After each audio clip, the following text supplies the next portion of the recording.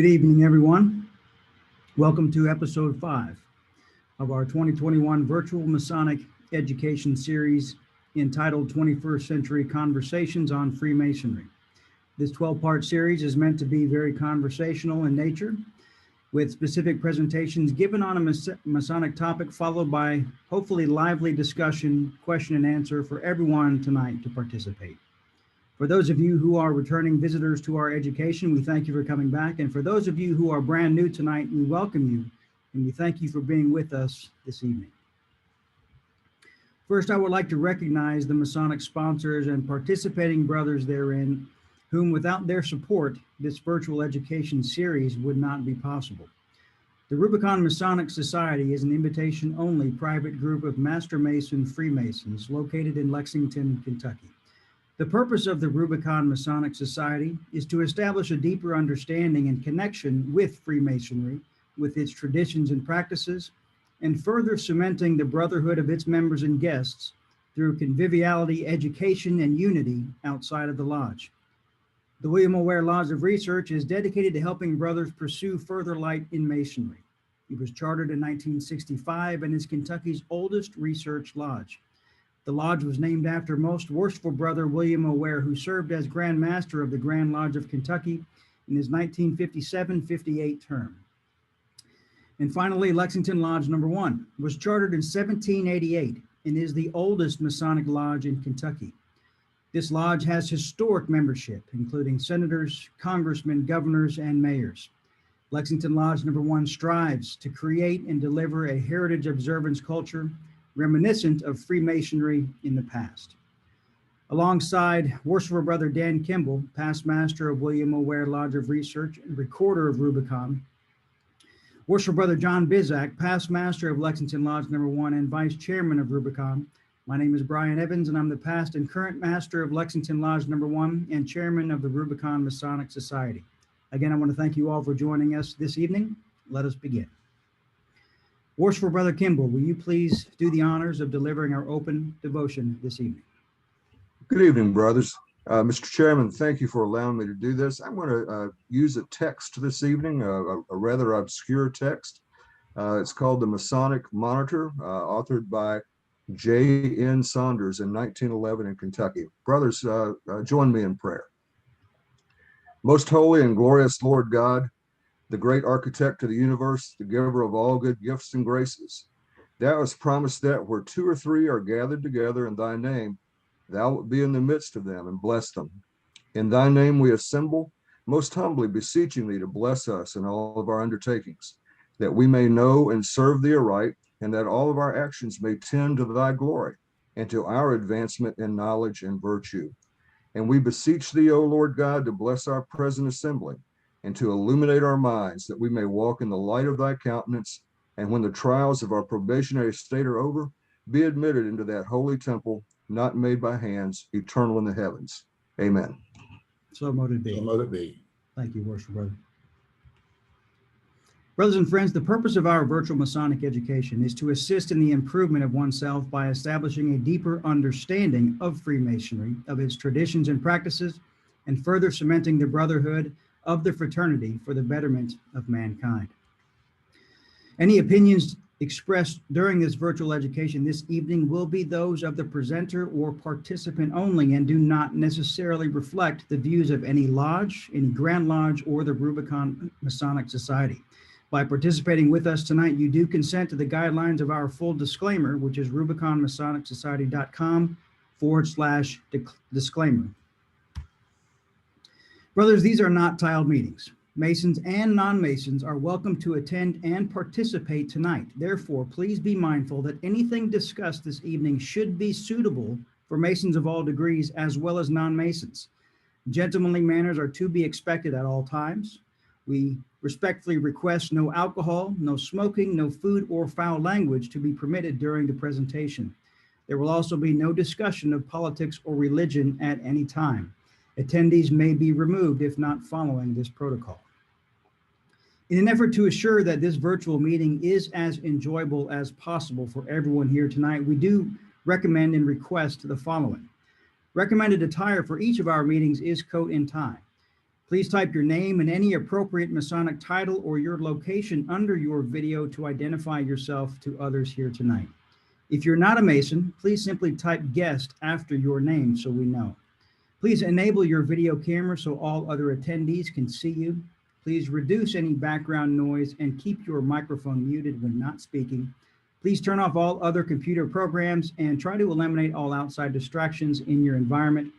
And finally, please be patient should any technical difficulties occur, because sometimes they do.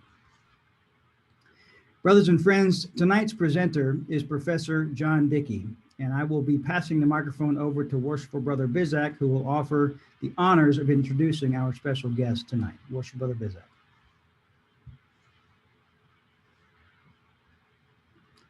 Brother Bizak, you might be muted, sir. Thank you, Brother Chair. All set. Good evening, brethren and friends. John Dickie is an author, a broadcaster, an historian, and professor of Italian studies at the University College in London. He's internationally recognized as a specialist on many aspects of Italian history, and his books have been translated into more than 20 languages. John's work has reached a multinational television audience with a number of documentaries that he's co-written and presented, and he presents in both Italian and English. His most recent book, The Craft, focuses on the interaction between Freemasonry and society. His approach to the story is different than most works about the topic because he begins with context. It's rare that Masons can find a book written by non-Masons that is not a strictly academic or exclusively focusing on the sociological impact of the fraternity on societies and vice versa. But John's writings about our fraternity are not only convincingly researched, but they're thoroughly entertaining. Early in his book, he says that Freemasonry is one of Britain's most successful cultural exports, comparable to sports like tennis and soccer and golf. Now, that's quite an opening on a topic like this for a veteran historian, but it certainly sets the tone for the remainder of the book, making it easy to see why The Craft has been called a history book that reads like an adventure novel. He's the first presenter in our 40-episode series since May of 2020 who is not a Mason. His grandfather became a Mason after returning to England following World War II, or World War I. Tonight, you'll get a glimpse of the persuasive case for the importance of Freemasonry's factual history, and makes The Craft one of the more important writings to appear so far this century. Now, many historians will agree that history is who we are and why we are the way we are. And John Dickie's book about Freemasonry exemplifies that reality. John's with us tonight from London, where he lives with his 3 children. John, thank you for agreeing to be with us tonight at this late hour there in London. The floor is yours, sir. Thank you very much, John, for that extremely generous and kind introduction. I hope I managed to live up to it. Now, I want to leave as much time as possible for questions and discussion. That's what I'm really here for. So I'm going to go straight away and begin my talk. This book is the result of at least 5 years of research. As John made clear, I'm not a Freemason. I'm an academic historian. That's my primary job. And as soon as I began to research the history of Freemasonry, I'd already encountered it quite a lot. It has an important role in Italian history, but I wanted to write a book that had a much bigger canvas, covered many more countries than just Italy. And as soon as I began to investigate the topic, and there is a story about how I came to write this history that perhaps I can share with you later. But it became apparent to me immediately that, particularly in the UK, but also in Italy and a lot of other countries, frankly, as well, I think to some extent as well in the United States, there was a sort of dialogue of the deaf going on between Masons and non-Masons. Put another way, there were two ways of writing about history, two bodies of authors, two separate readerships, and there really wasn't much contact between them. For much of the population, certainly people of my age, my generation, I'm 57, but around my age, Freemasonry is, to put it bluntly, viewed predominantly as a kind of grubby cabal, a group of middle-aged men who get together to perform strange rituals and do favors for their friends and get control of the police and the judiciary and things like that. That myth has a specific history to it that I tell in the story in my book, but which nonetheless is the sort of viewpoint of Freemasonry that I came from in many ways as I embarked on researching the topic. On the other hand, there are the way that Masons tell, the ways that Masons tell their history, and Freemasons generalizing wildly here, but I hope you'll bear with me, recognize the element, the heuristic usefulness of these generalizations. Freemasons write the history of Freemasonry for two main reasons. The first is to engage in disputes about legitimacy, to look back through the records to identify who is or who is not a Mason according to particular definitions, if you like, part of the constant ongoing disputes about recognition and legitimacy within Freemasonry that have marked it from very, very early on. And the second reason, more important one, is that Freemasons tend to write their history as a kind of identity narrative, as a way of boosting their esprit de corps. One of the fascinating things for me about writing about Freemasonry as a historian is that I'm writing about a body of people who take their history extremely seriously. There are lodges of research. There are, you know, it seems to be part of, for many Freemasons, part of the journey of being a Freemason is learning about Masonic history from whatever angle that might be. And that's something that as a historian, I can only appreciate, and it only draws me to the topic more firmly. Nonetheless, I found, as I immersed myself in Masonic historiography, I found that pattern was confirmed again and again, that the Masonic historians were loath to contextualize and were searching for a sort of affirmation of their esprit de corps. My book tries to bridge the divide between those two broad ways of talking about Masonic history, to talk to both Freemasons and non-Freemasons, and to talk also both to academics. There is now a well-established specialism in the field of the history of fraternalism and Freemasonry, even among non-Masonic historians and writers. So I wanted to talk both to specialists, to perhaps to give a broader canvas than they tend to do, because they are often narrowly focused in one time and place, but also to talk to general readers, both historians and both Masons and non-Masons. That's something I've got considerable experience in doing, writing books that are both academically credible and readable. I've sold something like 1 million books in that way. And the instrument I had to use to bridge those divides had to be storytelling. You have to tell stories. The marvelous thing about stories is their ability, if you tell them right, to cross over between different audiences, to draw people in, and, as I said, to cross boundaries.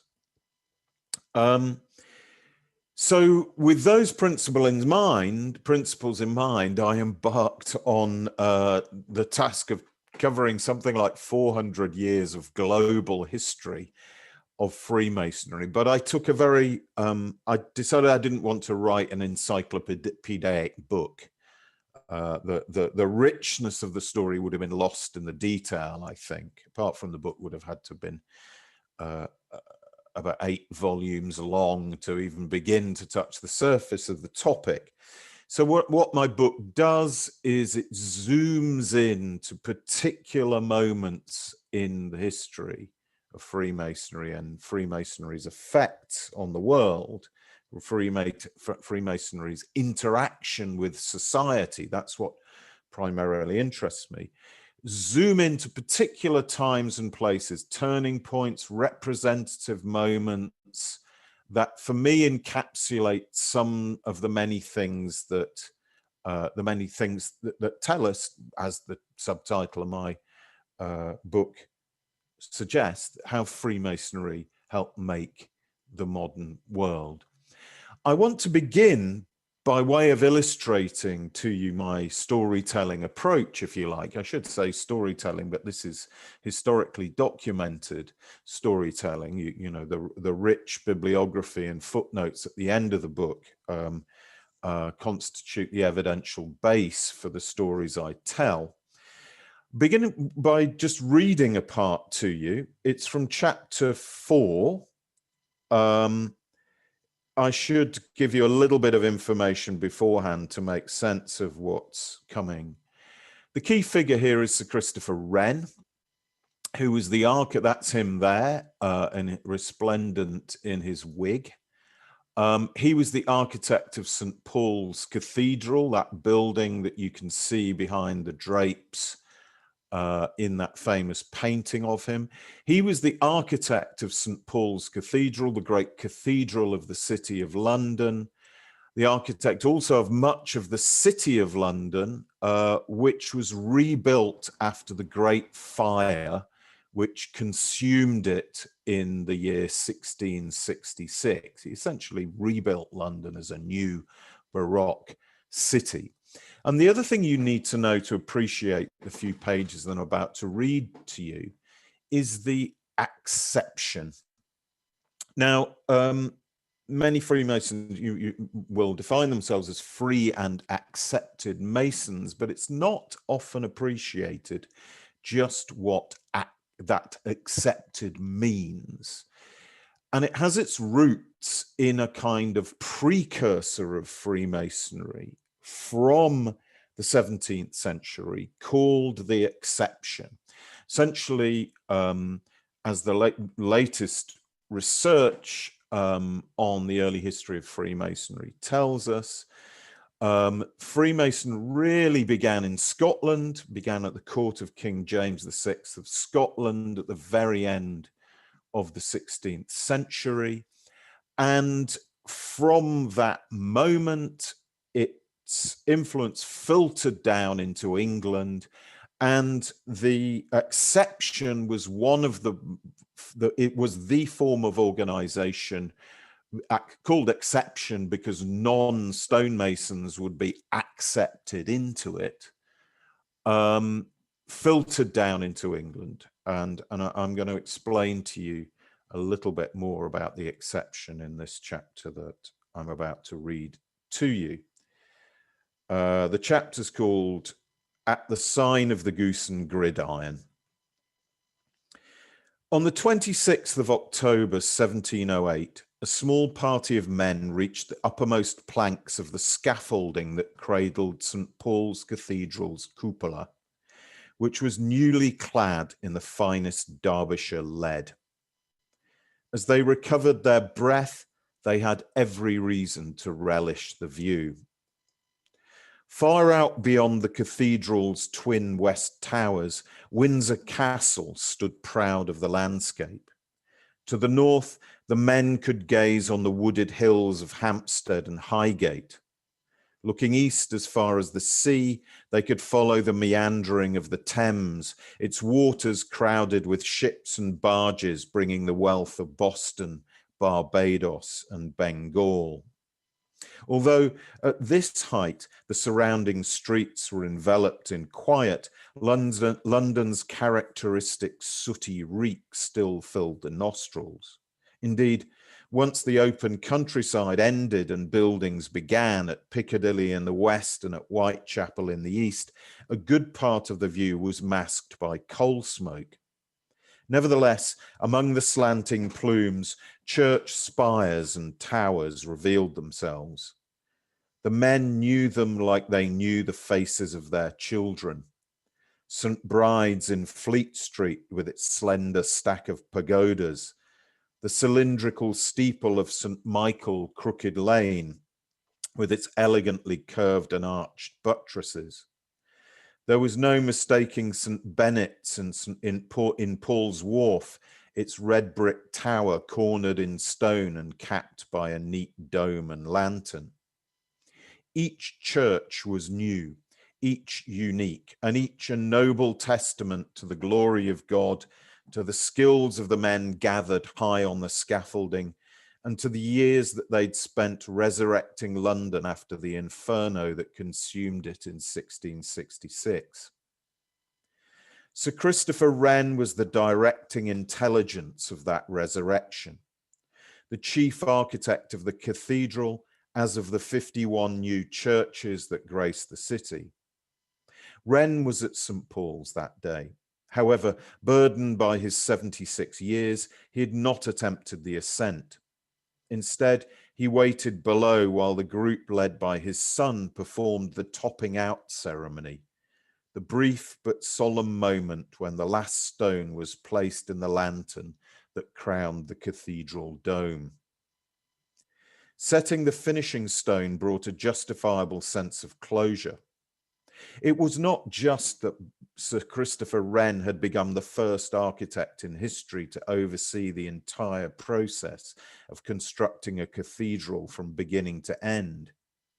Several families, including Wren's own, were integral to the story of the new St. Paul's. When the foundation stone had been laid in June 1675, Wren's son Christopher was only 4 months old.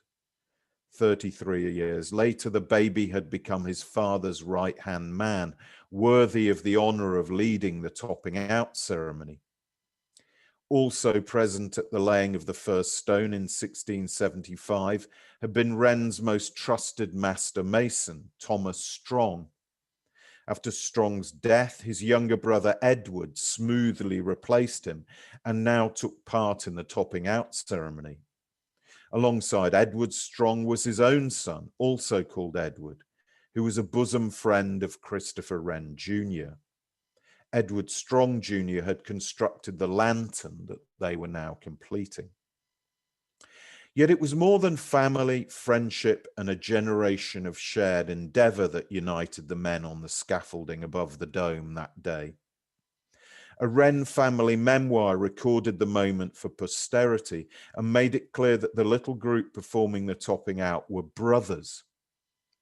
The highest or last stone on the top of the lantern was laid by the hands of the surveyor's son, Christopher Wren, deputed by his father, in the presence of that excellent artificer, Mr. Strong, his son, and the other free and accepted masons, chiefly employed in the execution of the work. Free and accepted masons. The Strongs were members of the acception. When Edward Strong Sr. died in 1724, a weekly newspaper referred to him as one of the ancientest Masons and Freemasons in England. The following year, Strong's son Edward Jr. was listed as belonging to a Masonic lodge that met in Greenwich. Christopher Wren, both father and son, were also accepted Masons. Sir Christopher was adopted a brother of the exception on the 18th of May 1691 at a great convention at St. Paul's of the Fraternity of Accepted Masons. When Wren died, several newspaper tributes would refer to him as a Freemason, which, given that the great man was definitely not a stonemason, can only mean that he was a member of the Acception. Christopher Wren Jr. was certainly a member.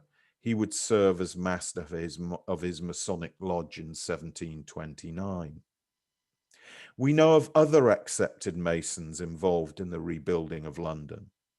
Thomas Wise, 1618 to 85, was a master mason who took on contracts for some of the early work on St. Paul's Cathedral.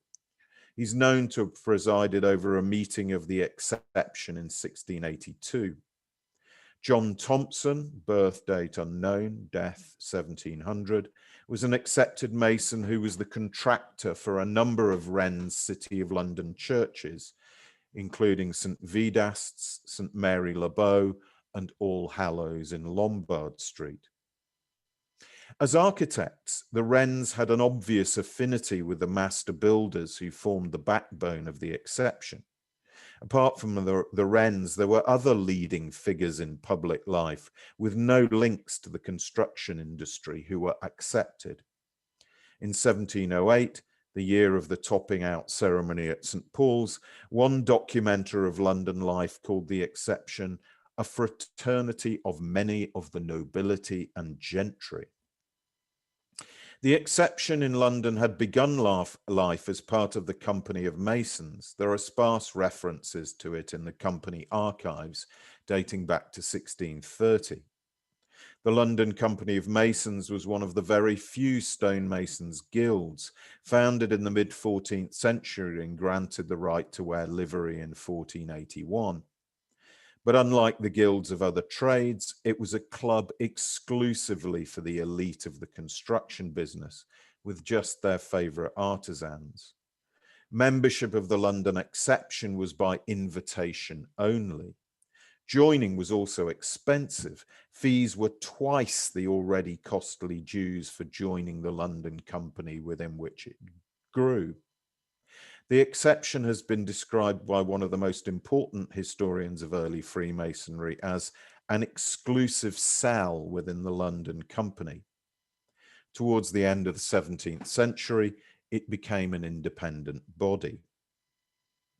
Accepted Masons in London were an elite within the elite, therefore, and the Strongs very much belonged in that category. Edward Sr. inherited quarries in 2 counties from his stonemason father. On top of their income from the family quarries, the Strongs earned substantial fees for taking on major contracts for building parts of St. Paul's Cathedral and Wren's churches, organising the large teams of stoneworkers that were needed for the job.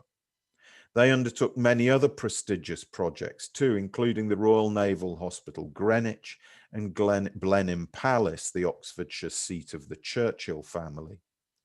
The Strongs had very deep pockets. Because the government was not very good at paying its contractors promptly, they often had to advance huge sums in wages and materials. At one point, they even loaned the government money to help keep the work on St. Paul's going. Edward Strong Sr. also got involved in property speculation on the side, and he would bequeath a number of country houses to his son at his death. The Strongs, in short, are nothing like the humble medieval artisans of Masonic legend.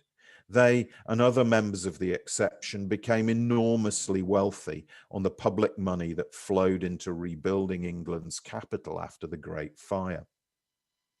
The topping out ceremony at St. Paul's signalled the beginning of the end of the reconstruction of London and of the funds. Much of the money came from a tax on coal, which was the very fuel whose smoke masked the view from the dome of St. Paul's. The last of the 3 government levies on coal expired in September 1716, and the reconstruction budget ran out early the following year. London's resurrection was complete. The London exception was certainly exclusive and prestigious, but it was relatively unknown. The end of London's rebuilding precipitated events that would turn it into the most famous secret society in the world. So that is my lead-in to the story of the foundation of the first Grand Lodge in 1717, which we can, the year after the money ran out, perhaps not coincidentally. I can talk more about that, but now I think my job is just to give you a brief survey of what my book is about and what it's trying to do. The book is partly a global history of Freemasonry. I start with the origins, as I explained, at the court of King James VI of Scotland. That's him there on the left, a sort of intellectual monarch known as Scotland's Solomon. He would become, also assume the throne of England early in the 17th century. One of the books he wrote, a book about witchcraft, became one of Shakespeare's sources for Macbeth. I also talk about the spreading, some of the different rites as Freemasonry spread around the world, and its different rites and orders grew. I can't cover all of that because the vast spreading trees of Masonic ritual would just be too much, particularly for non-Masonic readers. So I identified the Scottish Rite, and I follow the Scottish Rite, the richest and most elaborate and most international, I think, of Masonic ritual systems. And I follow its history from 18th century France right up to the present day, really, taking in, of course, the figure of Albert Pike, who you may recognize there on the right. But my book couldn't just be a history of Freemasonry. It's also the history of one of history's modernity's most contagious ideas. One of the astonishing things about Freemasonry is that within less than a generation of the foundation of the first Grand Lodge in London in 1717 and the writing of the constitutions, publication of the constitutions in 1723, Freemasonry went global, and it happened extraordinarily quickly. Within 15, 20 years, you have lodges in the Middle East, in places like Aleppo and Istanbul. You have them all across Europe. You have them in India, in the Americas and the Caribbean. It's a remarkable story of an idea that had found its moment. And its moment, its spread, had a lot to do with the British Empire and the channels of commerce and trade, global commerce and trade. And really from that moment on, from its early beginnings, and I tell the stories, and two of my early chapters about Edinburgh and then about London the gestation of Freemasonry. From that point on, it becomes a global history which the Freemasons themselves cannot control. Not just because there would be developing fissures in Freemasonry between different Grand Lodges and different visions of what Freemasonry is or ought to be, but also because the idea itself, the core idea of a brotherhood rooted in ritual and oath and mythology, proved so contagious that it influenced all kinds of other walks of life, as I hope to illustrate. So how did the Freemasons make the modern world in this process of spreading around the world and also as it were, losing control of the Masonic brand, which then entered into all kinds of other walks of life? The first way, and the way closest, I think, to Masonic values, is as a school of civic virtues.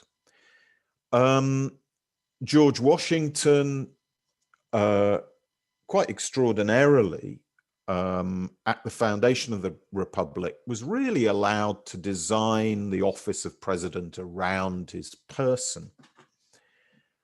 And he recognized, as a classically educated man, that republics did not last.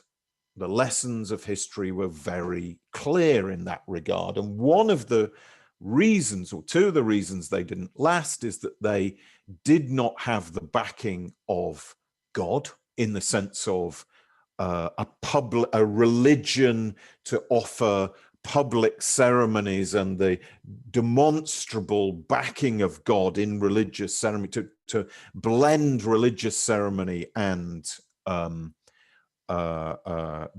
political ceremony, something that the United States, the new American Republic, would struggle to do because of its vocation for religious tolerance. It couldn't have a state religion. And secondly, because in republics, the citizenry needed to be educated in Republican virtues. And for Washington saw in Freemasonry, as I'm sure you know, he was a Freemason, saw in Freemasonry a way of tackling both of those problems. Masonic ceremonial could do what, for the American Republic, what the Te Deums and coronations and so on of old world monarchies did for them. A sort of public language of ceremony in which America could show itself to posterity, to the world and to posterity. That's why he famously laid the cornerstone of the Capitol building with a very public Masonic ceremony, which has since been commemorated in all sorts of illustrations. And secondly, the lodge would be a school of, as I said, of civic virtues, of public life, of morality in public life. Now, that lesson was not just, that way of using Freemasonry was not exclusive to the United States. Another example that I talk about in my book is India.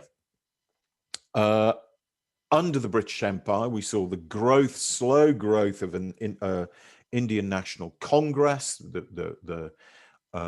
the seed of what would become the movement for independence in India.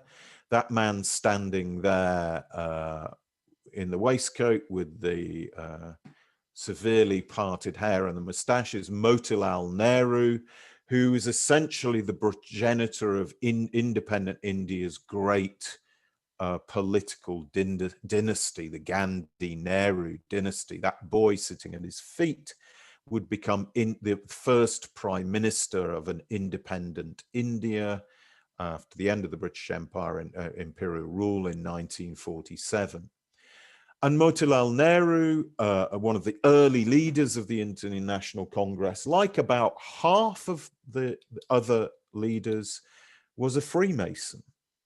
And the reason he was a Freemason was that he saw that Freemasonry, in its ecumenical approach to religion, its acceptance of all faiths, could bridge the religious, potentially bridge the religious divide between Hindus and Muslims, which was the biggest threat to the cause of Indian self-determination.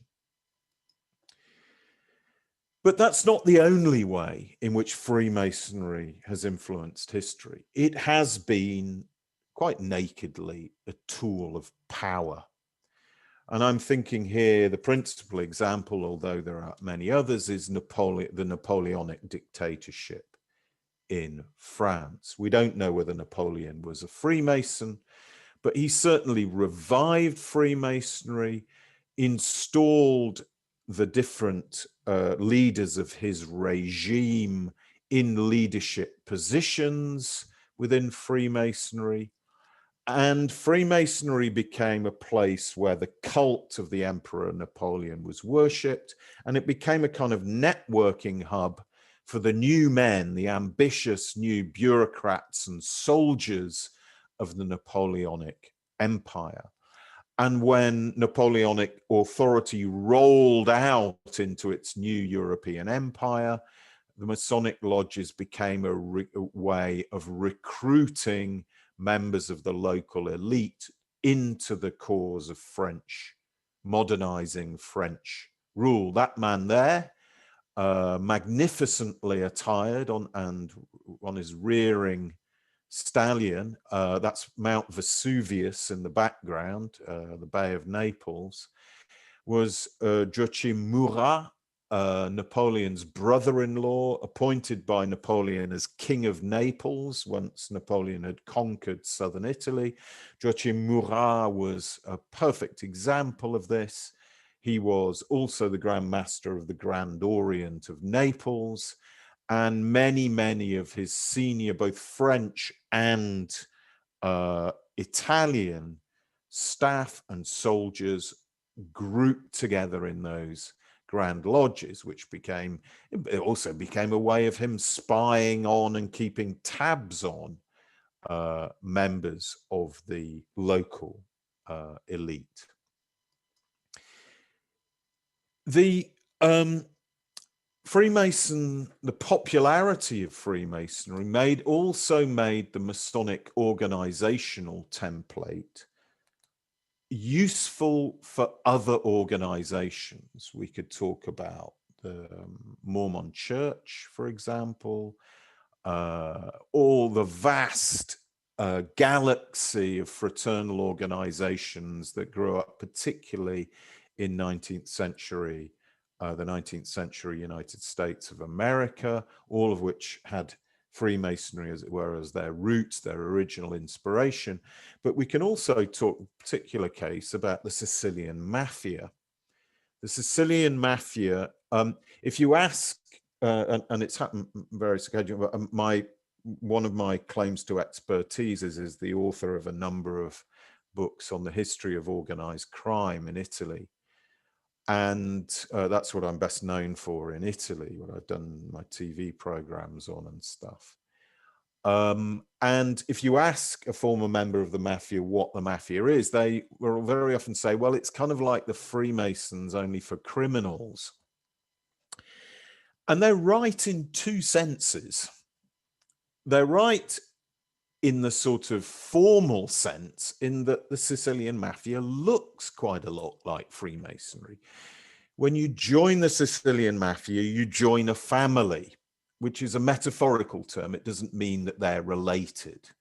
It means that the term family is a metaphor for the close brotherly relations between members of this local cell of the Sicilian Mafia that calls itself a family. In other words, the cell is, this mafia family is rather like the individual Masonic lodge. But just as a lodge, becoming a Freemason and an individual lodge gives you access to a much wider network, so joining the Sicilian Mafia gives you access to a much wider criminal network, men who share the same carefully controlled credentials.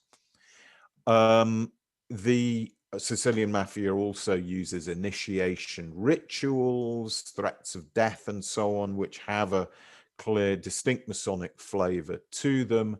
And it has its own mythology about its medieval origins in a secret society of devoted to righting wrongs, and so on and so forth.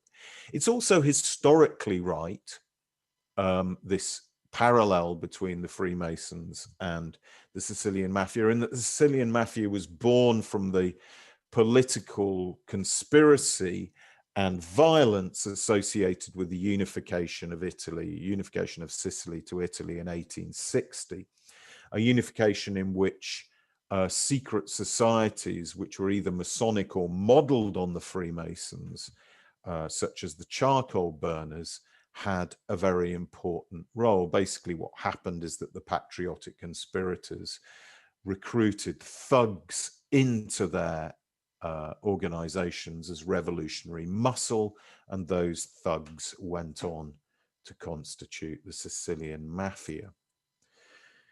Of course, Freemasonry has been subject to a great many conspiracy myths. Indeed, we owe the conspiracy theory in its modern form, the idea that of some secret elite controlling world affairs from behind the scenes, the kind of fantasy that gives us the sort of QAnon and you name it. We owe that to fear of the Freemasons.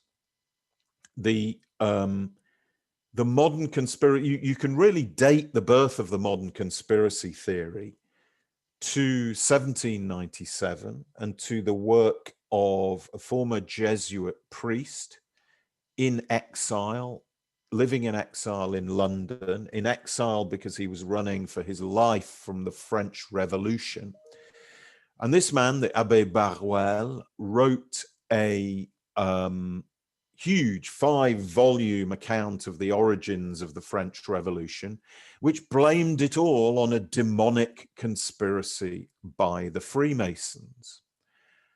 And that idea caught on. It became the official worldview of the Catholic Church in the 19th century. The Catholic Church has a terrible time in the 19th century, lost all its land when Italy was unified. The world seemed to be modernizing and leaving Catholic traditions behind, and the Freemasons were to blame. That was the Catholic Church's official line. And that conspiracy went on to generate further ones like the Judeo-Masonic conspiracy. And it went on indeed to, that kind of conspiracy thinking went on to influence all the 20th century dictatorships that would repress Freemasonry, beginning with Mussolini's fascists in 1925, moving on to Hitler in 1935, and worst of all by some considerable distance, to Generalissimo Francisco Franco's nationalist regime in Spain from 1936. But there were also conspiracies as well as conspiracy theories.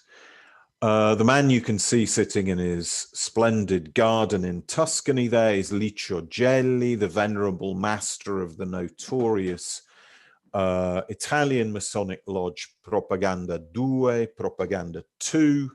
Those pots in his garden would later be found to contain gold bars, which are part of the illicit profits of his various activities, including laundering money from the mafia, financing right-wing terrorism, corruption, you name it. And Propaganda 2 was a Masonic lodge. Freemasons, I'm afraid, have tried to deny, but their sort of self-defense mechanism, tried to deny that it was Masonic, to claim that it was somehow expelled by the Grand Orient of Italy. That's a drastic oversimplification of the story. The leadership of the Grand Orient of Italy at the time bears a great deal of responsibility for the authority that it gave this man, Licio Gelli. And Gelli really almost seemed set bent on making the conspiracy theorists' worst fantasies come true. So that's, broadly speaking, my book, in as much as it is a history of Freemasonry, is also a history of what happened to Masonic ideals when they encountered the real world. One of the many things that I have come to admire about Freemasonry is its attachment to Enlightenment ideals of universal brotherhood, cosmopolitanism, of tolerance between different faiths, different races, different political persuasions. Those values are fundamental, and I think, Freemasonry has a lot to teach us about them in an era when those values seem increasingly threatened. But I think it also behoves us to look at the history of Freemasonry with a cold eye and see how Freemasonry has sometimes failed, in fact, often failed the tests of those values that history has presented it with. Let me just give you two particular examples. The first, the bottom picture there, is the story of the British Empire. I explained briefly that the British Empire was largely responsible for spreading Freemasonry around the globe. And Freemasonry provided a very important support network for the British Empire. If you were an imperial bureaucrat or soldier who could be posted anywhere from Canada to South Africa to Australia to India to Malaysia, you needed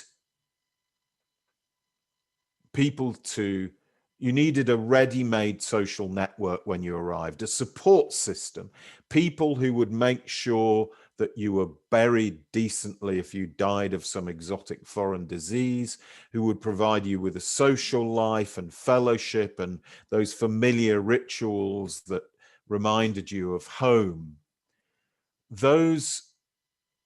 So Freemasonry was a crucial sort of welfare system for empire, but it also provided an ideological justification for empire. Despite all the massacres, despite all the genocides, despite all the mass starvations and wars for which British imperialism was responsible, Freemasonry provided a cover story.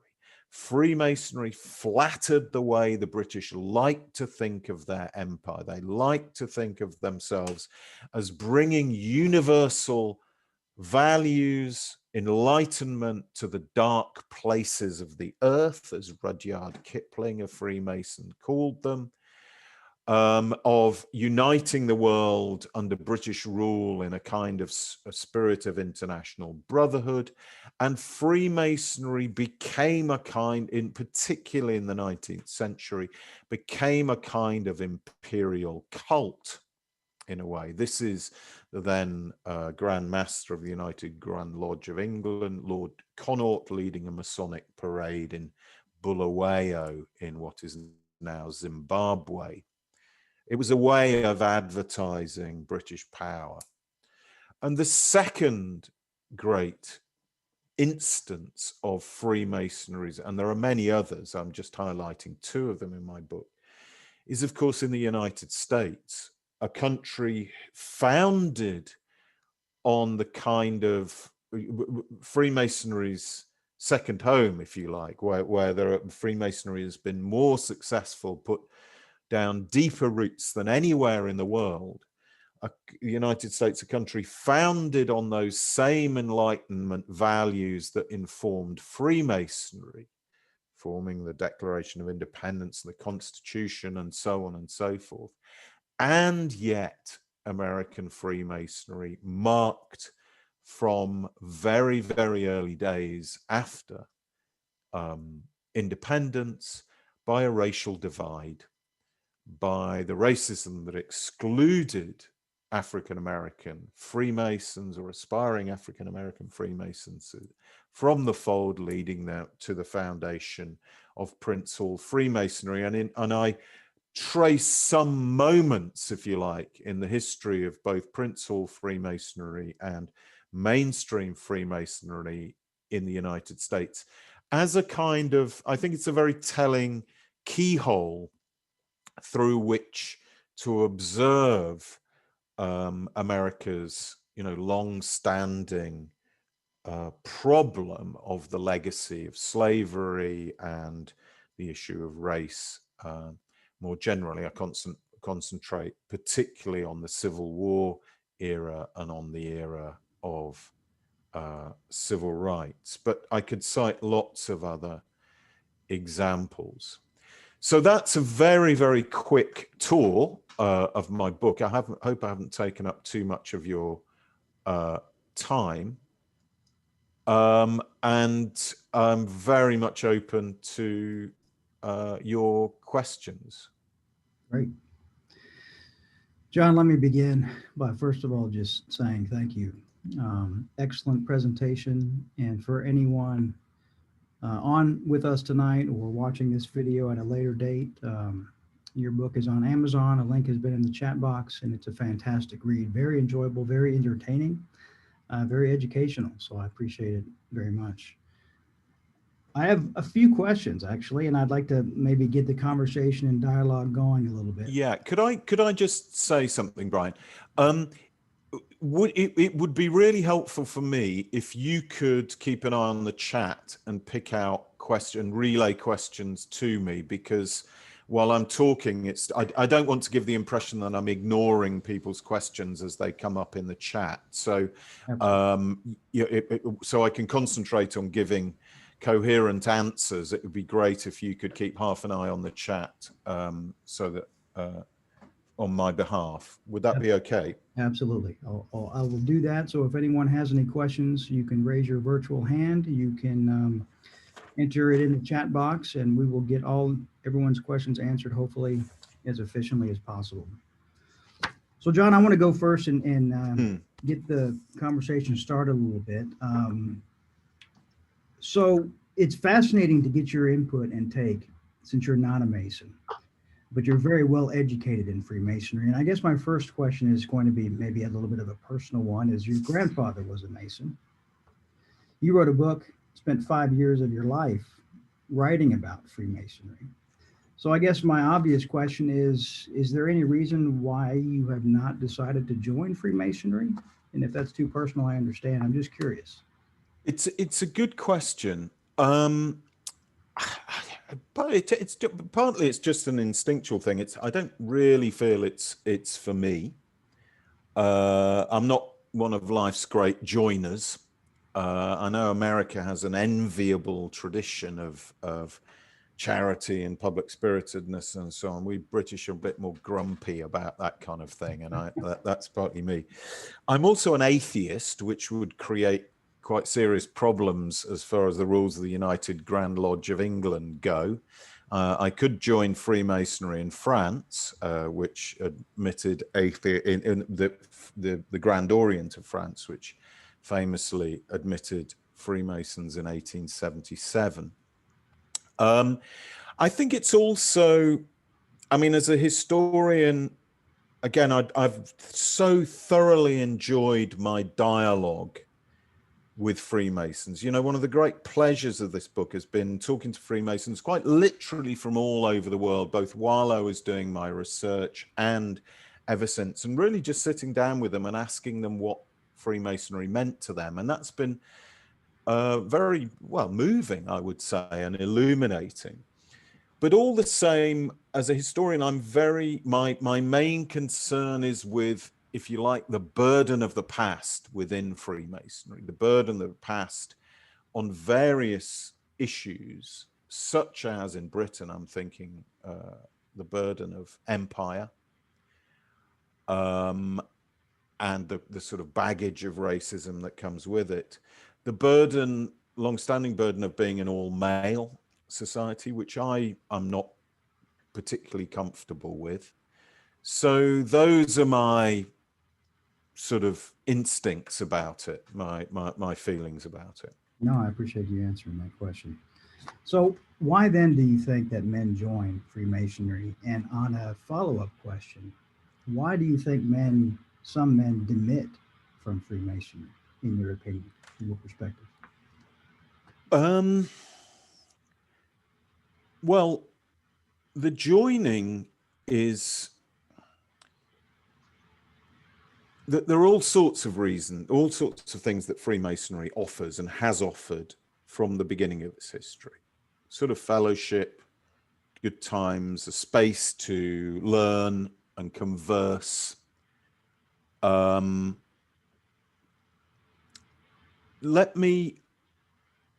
It also constitutes, I know Freemasonry is very keen to say that it isn't a religion. And I tried to define, I still think that Freemasonry does quite a lot of the same work, ethical work, that religion does for people. The great philosopher Bertrand Russell said that the fear of death underpins all religion, that religion is about, in one way or another, coming to terms with the fear of death. And Freemasonry, death is ever present in Masonic ritual and in Masonic symbolism. And it's a way of, it offers ways of giving a shape to humanity's greatest fear and turning it into a kind of sense of fellowship, turning it into a story in the way that, so in that sense, I think Freemasonry, I've described it as sort of second order religion. And that for me seems to be one of the well springs at the heart of Masonic spiritual values, we could say. The first thing that came to mind when you asked me that question was when I talked to a young man in Calabria, in the toe of the boot of Italy. Now, Calabrian Freemasonry is absolutely notorious in Italy. There's currently a big trial going on, trying to demonstrate substantive links between Freemasonry and the Calabrian mafia, the 'Ndrangheta, which is today far more powerful than the Sicilian mafia. And I went to interview. I know a lot about the 'Ndrangheta, I know a lot of people there. And I held a public debate with the Grand Master of the Grand Orient of Italy in Calabria about this very subject. While I was there, I talked to a young man who's only 25. He'd recovered from cancer already that had nearly killed him when he was still a university student. He was one of the many people I asked, why have you become a Freemason? And what he told me, I thought was very, very moving. He said, look, he'd tried all sorts of avenues. This illness had shaken him existentially, and he hadn't found anything that really got his feet back on the ground again until he tried Freemasonry. That was what allowed him to talk openly to men who are older than him, more experienced than him, willing to share, willing to discuss these kinds of issues, but also gave him a purpose in terms, allowed him to turn his gaze and his thoughts back outwards into society, doing good works. They do a lot of work there for the many refugees and migrants who are washed up on the southern shores of Europe from the catastrophe that is Libya at the moment. So just that one example among many stuck in my mind for the kind of powerful thing that Freemasonry can do for people. And I have, even though, as you will have already guessed from my presentation, I'm critical of Freemasonry, at least some strands, sometimes in places, I also can't but admire some aspects of it. And your thoughts on why people would demit? Yeah, I mean, I talk about that to some extent I talk about that in one of the chapters of my book, where I trace the years really since the early 60s, when Freemasonry in the United States was at its absolute apogee. 4 million, more than 4 million members, to the current position of being, what, just over a million or so. And that decline coincides with a number of things: the growth of the life insurance industry, for one thing, and pensions, providing the kind of material support that Freemasonry once did as a mutual assistance society. The fact that that peak also coincided with a trough in the number of women in the workplace, which has since rocketed. That model of family life where the man goes out to work and then comes back has dinner, and then heads off out to the lodge, leaving his wife to put the kids to bed and polish the floor. That model, I'm pastiching it slightly, but that model is unsustainable for many people these days. Ditto, I think, a single-sex fraternity. I know for many Freemasons, the very reason why they belong to Freemasonry is because it is men only. It creates a male-only space that they find valuable. But nonetheless, I think for a lot of people, that will in the end be alienating. And then there are so many alternatives out there now. So many other avenues for some of them, of course, completely spurious or even dangerous for self-realization and self-cultivation. So those, broadly speaking, are my main reasons for the kind of decline of Freemasonry. And I think a lot of the individuals who leave fit into some of those more general patterns. See any trends with the future? Do you see the declining continue? And if so, what do you see Freemasonry looking like 50 years from now, 100 years? That's very difficult to tell because, of course, the future is in the hands of Freemasons in that respect. And some Grand Lodges, some strands of Freemasonry are responding in very particular ways. Again, in the final chapter, I cover the decision by the Grand Orient of France, very august Masonic body with 250 years of history behind it, which decided only in 2010 to admit women for the first time. So I know Freemasonry changes slowly, if it changes at all, because it defines itself by its traditions in some ways. But I think, perhaps a cold historical look at those traditions and how they came about and how, frankly, they were invented, like many traditions were, like the kilt in Scotland, or they were invented in particular moments as myths about the past. A cold look at those, historical look at some of those traditions might make people realize actually that they can be changed without affecting the core values of Freemasonry. But again, as I said, that's in the hands of Freemasonry. I'm slightly embarrassed in this when I've given talks like this. I've often been asked, what is your recipe for recruiting more Freemasons, or what's your recipe for the future of Freemasonry?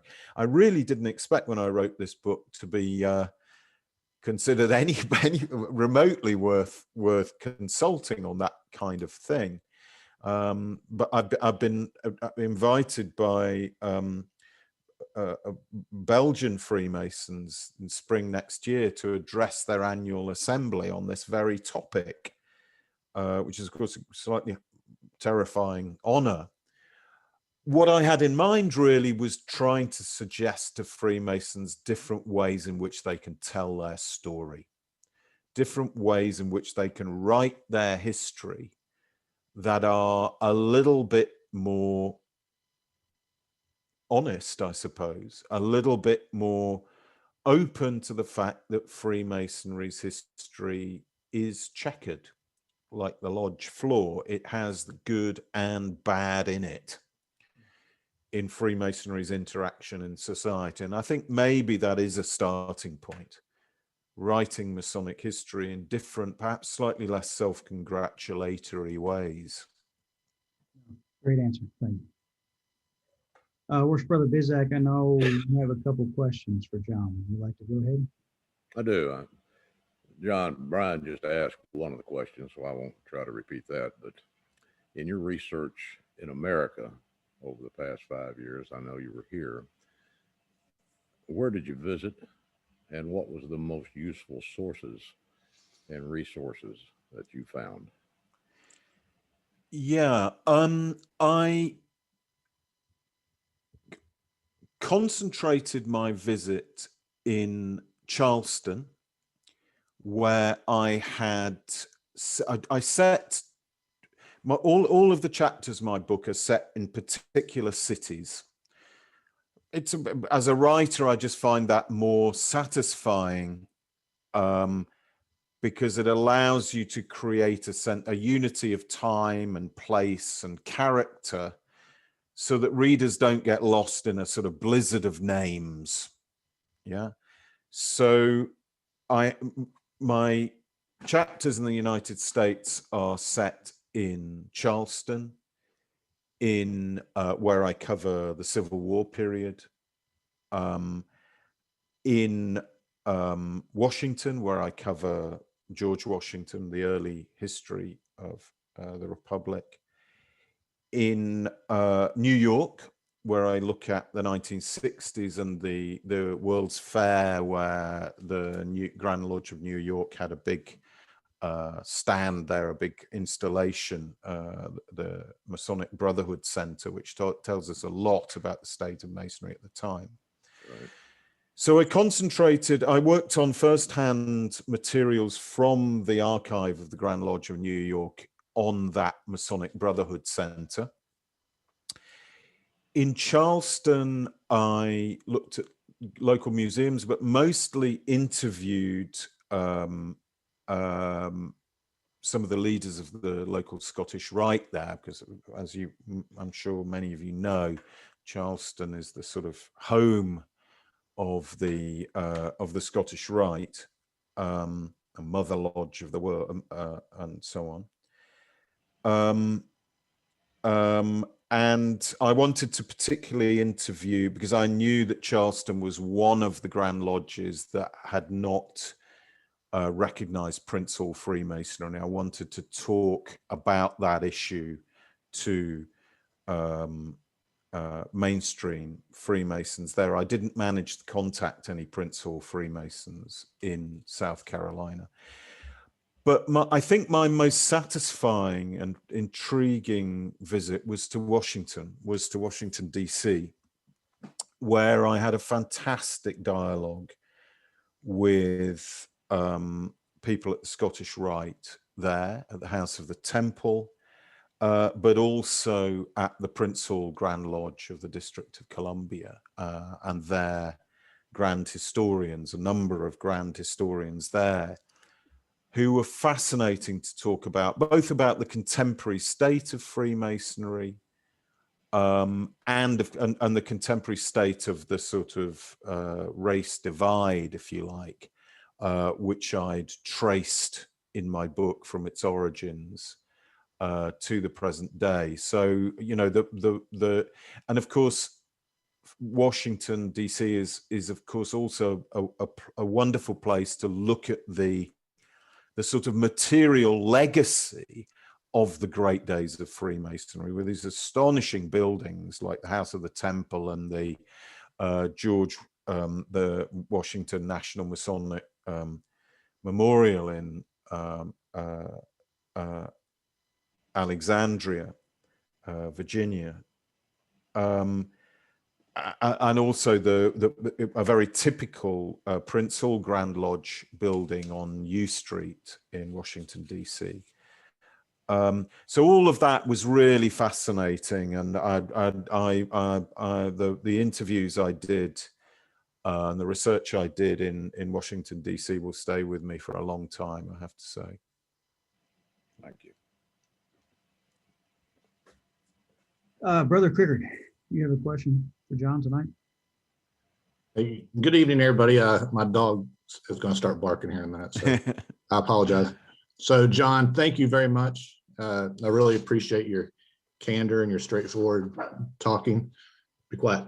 So, my question is for you, and I'm asking you this because you're not a Freemason, so I don't think I'll be revealing anything secret. But my question for you would be, did you ever do any research in esoteric?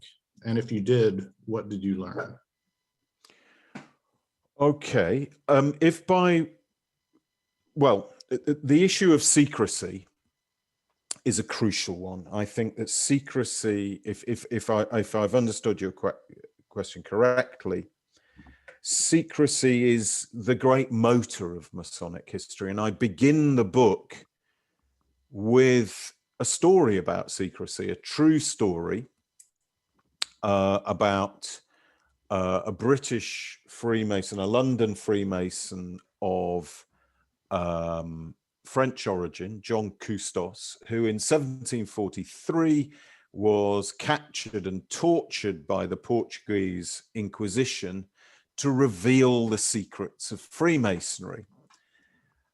And his story, I think, is illustrative both of the extraordinary power that the idea, just how ingenious the Masonic secrecy is as a kind of glue for the organization, as a way of attracting new members, of enveloping Freemasonry in a certain aura, of building loyalty and esprit de corps among members, but also, and this has been the inevitable consequence of it from the beginning, in generating suspicion.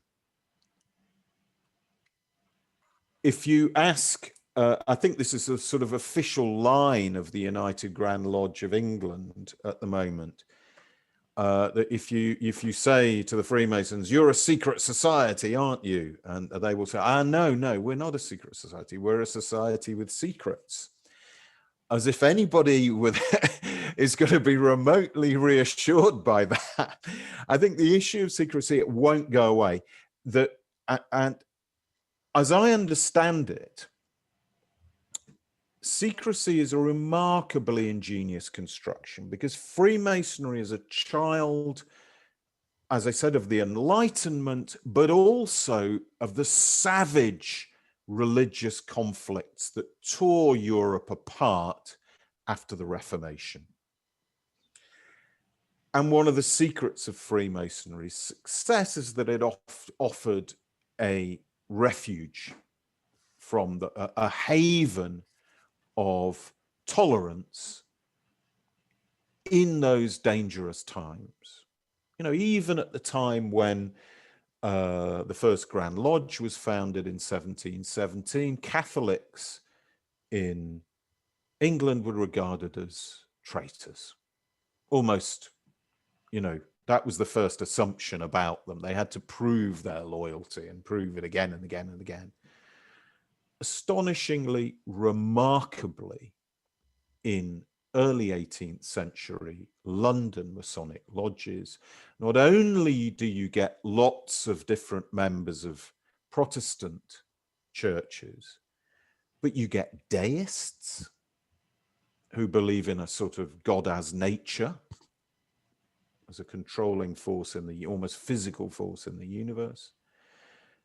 You got Jews, and most remarkably of all, you get Catholics. There was even a Catholic Grand Master, I think, in the 1750s, if I'm remembering correctly. Now, that is amazing. It hasn't always been the case. In 19th century Germany, Jews were not allowed in a great many Masonic lodges.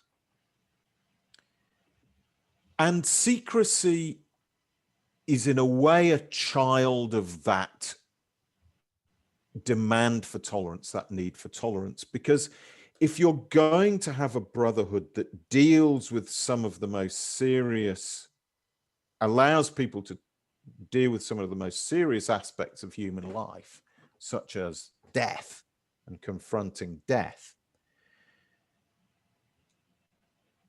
the normal glue for an organization like that would be religion, would be a religious credo of some form or another. But that's precisely what you couldn't do in 17th and 18th century Britain.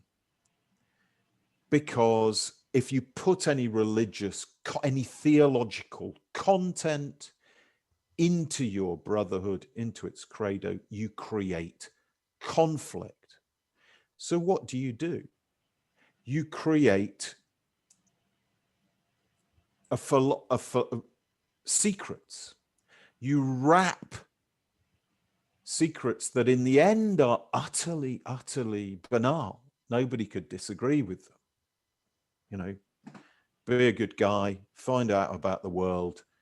Death's quite a serious business, and it puts things in perspective.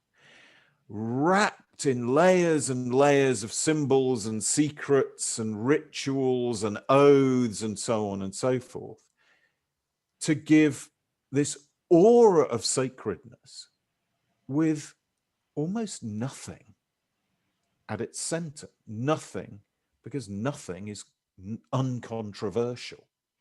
So that was the sort of genius of Masonic secrecy as it developed, as what it became in the 18th century, in terms of enabling Freemasonry to enact its principles of tolerance. So that's where the, you know, I think secrecy, but of course at the same time, secrecy is, it's natural for people to assume that the Freemasons are up to no good because they're being secretive. What have they got to hide? Mm-hmm. Is the refrain. And that very hostility on the part of the outside world, in a kind of feedback effect, helps to reinforce the Freemasonry's sense of itself, of a boundary between Freemasonry and the outside world, of Freemasons' sense that they are somehow misunderstood by the rest of the world. That helps glue them together. So it's a double-edged sword and a remarkable creation, I think, Masonic secrecy. John, we have a question that came into the chat, and it's from Patrick McHenry. He says, I might have missed this earlier, but I'm curious what inspired you to research and write about Freemasonry to begin. Well, I'll tell you the story. It's I do go into it a little bit on my website, which is johndickey.net. But as you know, as I've already explained, I'm an expert, best known as an expert on the Sicilian Mafia. And in 2013, I think, they arrested a Sicilian mafia boss who'd been on the run for 20 years, living in hiding. And they arrested him in the anonymous West London suburb of Uxbridge, where he was living under an assumed name and had a job as driving a limousine backwards and forwards from the city to Heathrow Airport. And this bizarre story came out in August, which I don't know if they have the same expression in the States, but in Britain it's called the silly season, because there is no news, and the newspapers and news bulletins are desperate for stories to fill all the space they have, and this was perfect. So at that time I got invited into, I spent all day in radio and TV studio, a day and a half in fact, talking about the mafia. What was the mafia? What, why on earth would a mafia boss end up in Uxbridge of all places? One thing, a western suburb of New York, but London, crikey. And as I already explained, I said, well, when people ask me what the mafia is, I said, well, mafiosi themselves define it as a Freemasonry for criminals. And when I got home that evening, I got an email from the head of communications, the late lamented Mike Baker, head of communications at the United Grand Lodge of England, telling me he'd been bombarded with complaints by Freemasons, and would I like to come in for a chat? The complainants had assumed that I was accusing Freemasons of being like the mafia. So I went in, and it was my first ever visit to Freemasons Hall in London. I don't know if any of you have ever visited this great building in Soho.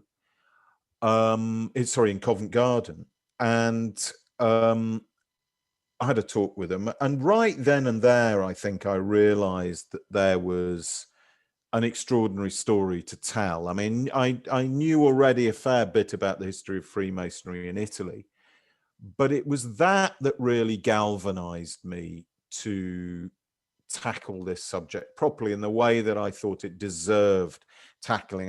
That's when I got the sense of this, if you like, this dialogue of the deaf that I talked about at the beginning, these two bodies of authors, two readerships talking past each other. And I wanted to try and bridge that divide and well, sell books to both sides of the divide as well. So that was how I came upon the topic. And, you know, the fact that I was aware that my grandfather had been a Freemason was also added interest to it for me on a personal level. Thank you. We have another interesting question from one of our co-hosts, Dan Kimball. He says, in your opinion, is Freemasonry vulnerable to cancel culture in this day and age? Gosh, I'm not quite sure. I'm not sure I really like the expression cancel culture. It's one of those, you know, slogans that isn't really very helpful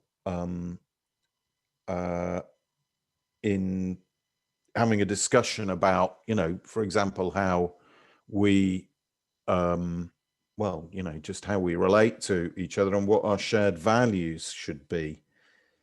The case that comes to mind, of course, is the pulling down of the statue of Albert Pike in Washington, D.C. during the Black Lives Matter protests, because he was the only Confederate general with public statue in the Capitol. I don't know what's become of the statue, whether it's been resurrected. And when I talked to, before this, I interviewed people in the Scottish Rite, which, you know, and of course the House of the Temple, for those who've been there, is a kind of, in some ways, a mausoleum to Albert Pike. I mean, his remains are immured in the House of the Temple, and there's a statue there, and, you know, quotes from him all over the place. And I do address the figure of Albert Pike in the book. And I think there's no doubt about it that he was a white supremacist, and that he clearly had a notion of what Freemasonry was, what fraternalism was in the South. That was he wasn't the myth going around is that he was somehow the leader of the Ku Klux Klan. That's not true. There's no evidence for that. But nonetheless, he clearly had a notion of what fraternalism meant in the context of the post-Civil War South, which had clear white supremacist implications. I don't like the pulling down of statues. I would rather they were recontextualized. There are other ways of addressing them, you know, but I would also like to see the Scottish Rite do more to come to terms with the influence, you know, who Pike really was, the good and the bad in his legacy. And I'm not sure that he represents, he deserves to have the kind of status that he is given in a building like the House of the Temple in Washington, D.C. Does that mean I want to cancel him? No, but I think his legacy is extremely problematic. He is not a good advert for Freemasonry. And while the Freemasons, the Scottish Rite Freemasons in Washington that I talked to, basically had given up on the statue of Albert Pike, the public statue. They said, it's not ours, it's nothing to do with us, we don't care what happens to it, because there was already a long debate about whether it should come down.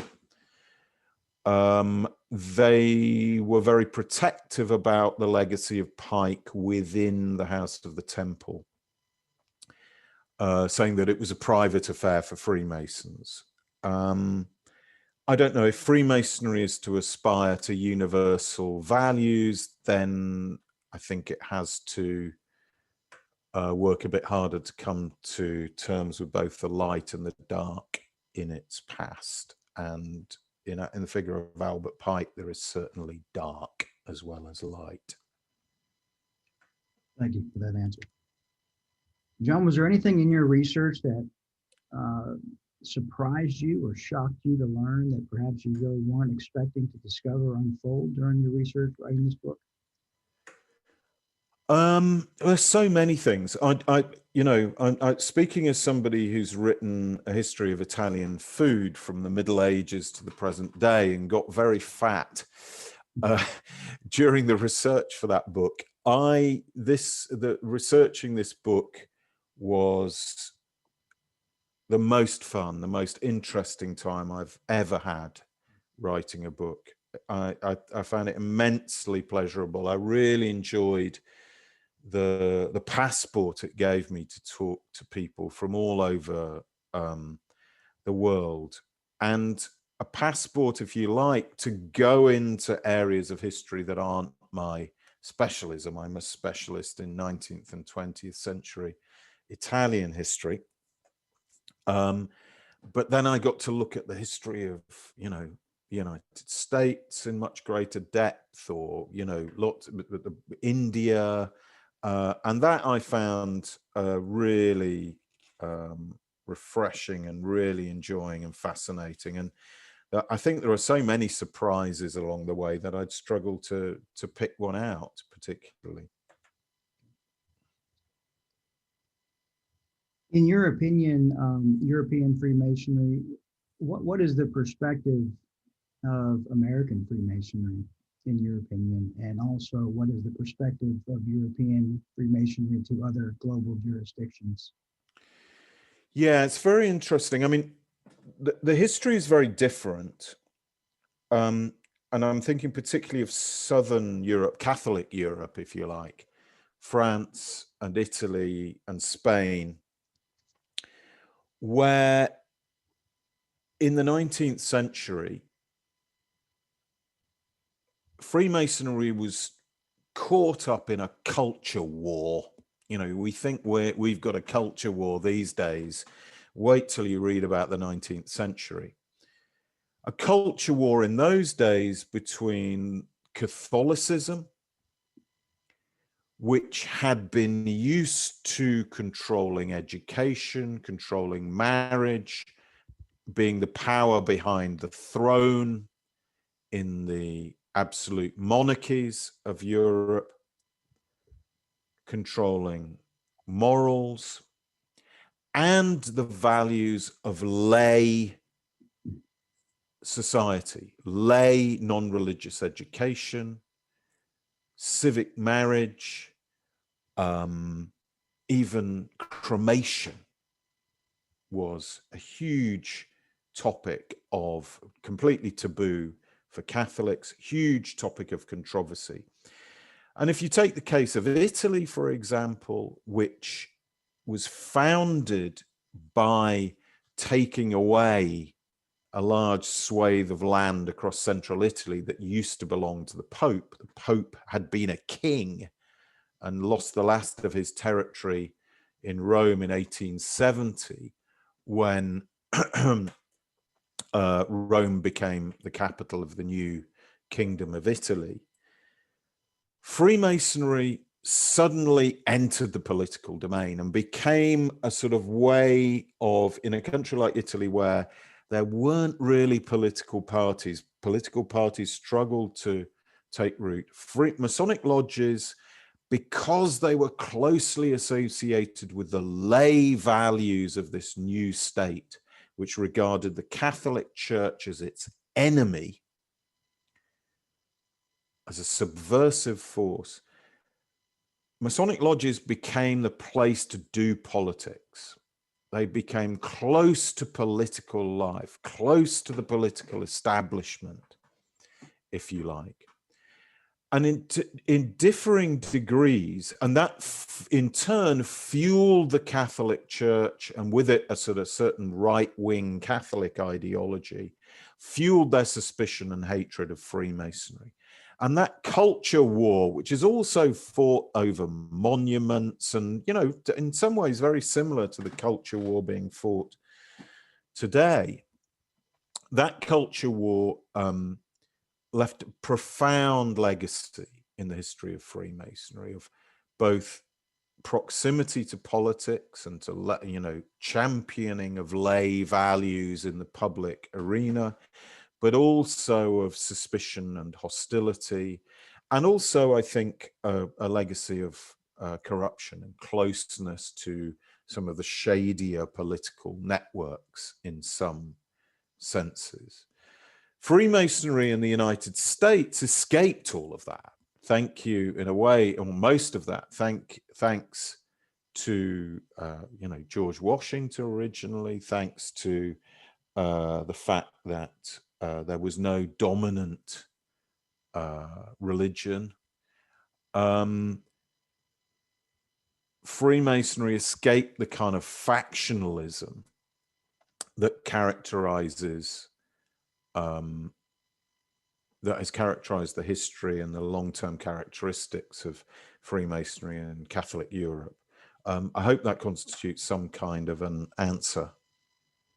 Yes, it does. Could you give me 2 seconds? I just need to fill up my water glass. I'm going dry a little bit. I'll be back in 2 seconds. Brothers and friends, while John is filling up his glass, this will be his our last call for any questions. You're welcome to raise your virtual hand or submit any questions in the chat box.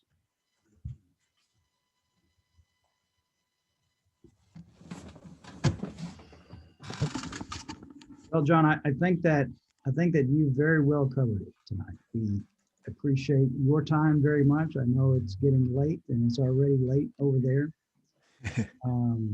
But we appreciate your time. We appreciate your hard work and your research, putting this book together. It's a very excellent read. If there's anything else you would like to offer our group before we proceed to close, we'd like to offer you the floor for any final comments you'd like to make. Well, just to thank you all for being such a patient audience. I'm sorry, by going to get a glass of water, I didn't mean to bring the evening's proceedings to an end, but I imagine you've all got better things to do as well. So just thank you very much for your questions, and thanks for being such a patient audience. Yeah, pleasure is ours, and perhaps one day we'll tell you about the real secrets for your next book. The real secrets for your next book. Oh gosh, I missed those. Thank you, John. Thank you all very much. Brothers and friends, next month's meeting is on Monday, June 28th at 7 p.m. Eastern, and we'll be having an enlightening discussion with Worshipful Brother Gerald Smith, who will be discussing observant Masonry. Worshipful Brother Gerald Smith is past master of Southern California Research Lodge and honorary member of the Rubicon Masonic Society. Worshipful Brother Smith is very well qualified to explain the essentials of this growing movement to restore the best traditions of Freemasonry through the pursuit of excellence in all aspects of our craft. Instructions for joining this meeting will, of course, be sent out to everyone the Monday morning prior to the meeting, as well as everyone who is on and has RSVP'd here tonight. If you know of anybody that might be interested in participating in future meetings, you can invite them to RSVP at rubiconmasonicSociety.com/RSVP. Worship Brother Kimball, is there anything that you would like to bring to our attention from the Ware Lodge of Research? We meet on June the 30th, so start planning to put that on your calendar. And Professor Dickie, thank you for your work in writing the craft, all of your research. Thank you for joining us this evening. Worship Brother Bizak, is there anything else that you would like to address tonight, or any final comments on behalf of the group? Yes, just very quickly, John, thank you again so much for the time. And I hope that the craft will not be your final writing about Freemasonry. I'll be in touch soon. Thank you. Thank you. Worship Brother Kimball, would you please lead us in a closing devotion? Thank you, Brother Brian. Our closing prayer, like our opening prayer, will be taken from the 1911 J.N. Saunders Masonic Monitor. Brothers, let's pray. Supreme Architect of the universe, accept our humble praises for the many mercies and blessings which thy bounty has conferred on us, and especially for this friendly and social intercourse. Pardon, we beseech thee, whatever thou hast seen amiss in us since we have been together, and continue to us thy presence, protection, and blessing. Make us sensible of the renewed obligations we are under to love thee supremely and to be friendly to each other. May all our irregular passions be subdued, and may we daily increase in faith, hope, and charity, but more especially in that charity which is the bond of peace and the perfection of every virtue. May we so practice thy precepts that we may finally obtain thy promise and find an entrance through the gates into the temple and the city of our God. Amen. So mote be. Mote it be. Thank you, Worship Brother. Thank you again all for joining us tonight. Again, if you know of anyone that might be interested in future meetings, RubiconMasonicSociety.com/RSVP. Please keep all sick and distressed in your prayers and your trust always in God with all your heart. Thank you. Have a great evening.